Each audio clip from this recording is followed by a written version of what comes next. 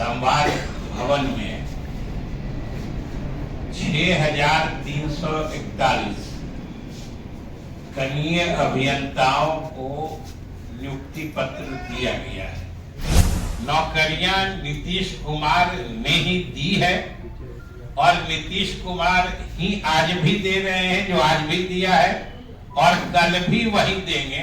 बिहार के लोगों को यह भरोसा रखना चाहिए और खास तौर से बिहार के नौजवान इस बात को समझते भी हैं और उनको आशा है तो सिर्फ नीतीश कुमार से, बाकी लोग भटकाने की भले कितने कोशिश कर ले वो सफल होने वाले नहीं।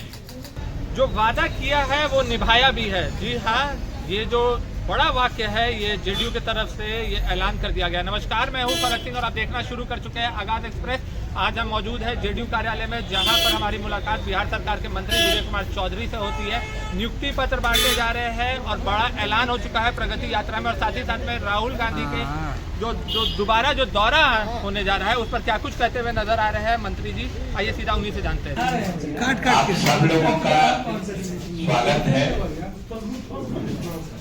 आज विशेष रूप से हमें आपको ये बताना है कि मुख्यमंत्री जी ने जो बिहार के बेरोजगार नौजवानों को सरकारी नौकरी देने का ऐलान किया था और एक अभियान के रूप में सरकार के विभिन्न विभागों में नियुक्तियां की जा रही हैं।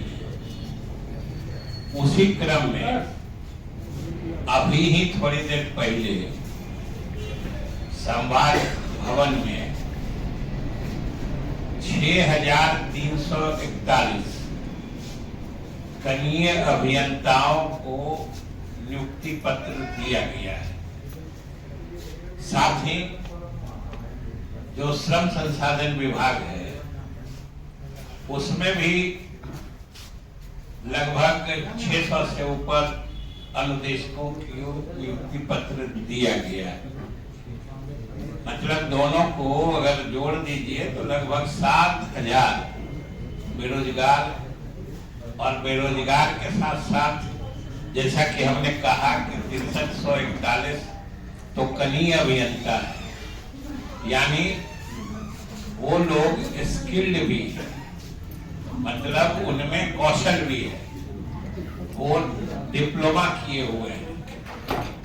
और ये इसका उद्धरण मैं इसलिए खास तौर से कर रहा हूं कि ये नियुक्ति सरकार के अथक प्रयास के कारण संभव हो पाई, क्योंकि इन नियुक्तियों के संबंध में विज्ञप्ति या विज्ञापन कहिए 2019 में ही निकला था और लगभग जो आप देख रहे हैं कि 5-6 वर्षों से अधिक से ये नियुक्तियां जो विधिक गतिरोध था उसके कारण रुकी पड़ी हुई थी। और चूंकि कनीय अभियंता चाहे किसी विभाग से संबंधित हो, उनके नियुक्ति का प्राधिकार या नियुक्ति के संबंध में निर्णय लेने का नोडल डिपार्टमेंट जो होता है वो जल संसाधन विभाग ही है, जिसका प्रभार मुख्यमंत्री जी ने मुझे दे रखा है। इसलिए मैं इस पूरे मामले से पूरी तरह अवगत कि किस तरीके से 7 वर्षों से ये सारी नियुक्तियां रोकी पड़ी हुई थी, लेकिन मुख्यमंत्री जी से परामर्श करके हम लोगों ने इस मामले में मुस्तैदी से पहल की, क्योंकि इसमें कई पक्षकार हो गए थे। एक तो जो संविदा पर पहले से कनीय अभियंता काम कर रहे थे, दूसरे जो बिहार के अंदर के सरकारी संस्थानों से डिप्लोमा प्राप्त करने वाले अभ्यर्थी थे, तीसरे जो बिहार के अंदर जो गैर सरकारी लेकिन अफिलिएटेड जो यूनिवर्सिटी से अफिलिएटेड थे उन संस्थानों से डिप्लोमा प्राप्त कनीय अभियंता थे और उसके बाद कुछ बिहार से बाहर के संस्थानों से जिन लोगों ने डिग्री प्राप्त की। तो इस तरीके से इस मामले में कई पक्षकार हो गए थे जिनके अलग अलग दावे थे, अलग अलग तर्क थे। और ये मामला समझिए 2019 से लगातार पटना उच्च न्यायालय से लेके उच्चतम न्यायालय तक ये विधिक पेचीदगियों में और समझिए कि गतिरोध में उलझकर फंसा हुआ था, नियुक्ति नहीं हो पा रही थी। करके हम लोगों ने इसमें विशेष पहल की। उच्चतम न्यायालय में हम लोगों ने जो अलग अलग पक्षकार थे उन लोगों के साथ बैठकर एक समेकित निदान का प्रस्ताव तैयार किया और विभाग की तरफ से यानी बिहार सरकार की तरफ से हम लोगों ने उच्चतम न्यायालय को एक सुझाव दिया, सुझाव के तौर पर प्रस्ताव दिया, जिसमें सभी किस्म के पक्षकारों की जो बातें थी, जो उनके दावे थे, उसका निदान उसमें समेकित रूप से कर दिया गया था। और मुझे आपको बताते हुए खुशी हो रही है कि हम लोगों ने जो सुझाव, जो परामर्श या जो प्रस्ताव उच्चतम न्यायालय को दिया, उच्चतम न्यायालय ने न सिर्फ उसको उचित माना बल्कि उस आधार पर अविलंब नियुक्ति प्रक्रिया पूरी करने का निर्देश दिया और उस प्रक्रिया को हम लोगों ने पूरा किया और बिहार राज्य तकनीकी सेवा आयोग परीक्षा फल प्रकाशित कर चुका है और आज 6341 कनीय अभियंता जो अलग अलग विभागों में अलग अलग संख्या में जा रहे हैं।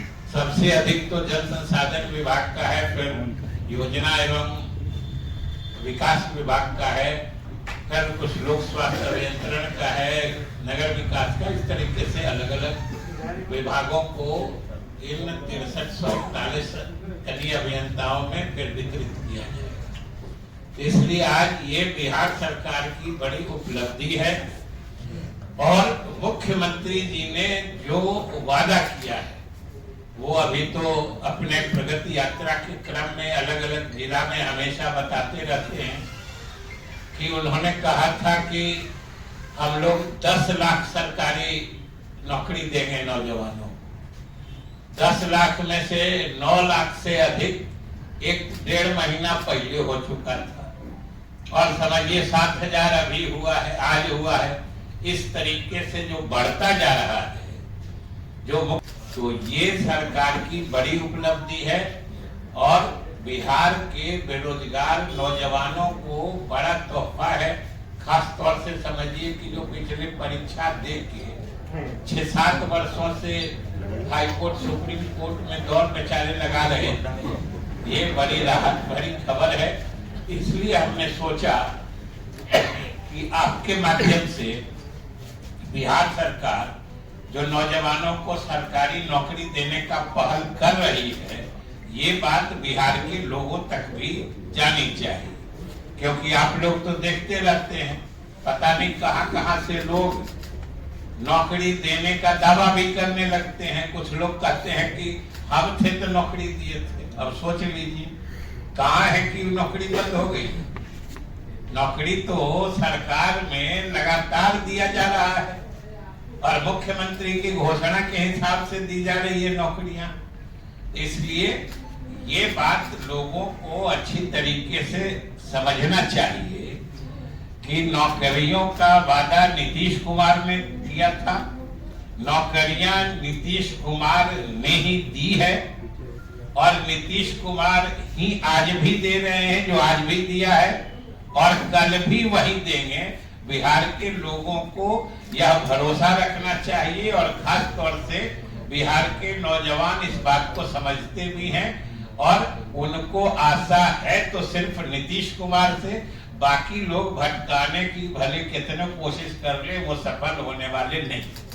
किसी एक प्रदेश की तरक्की मिसाल बनी हुई है तो वो बिहार है जिसमें नीतीश कुमार ने अल्पसंख्यकों के हित में इतने फैसले किए हैं कि दूसरे राज्य उसका अनुकरण कर रहे हैं।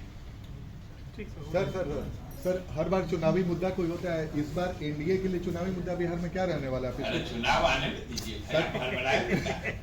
चुनाव आने दीजिए, चुनावी मुद्दा आपको मिल जाए।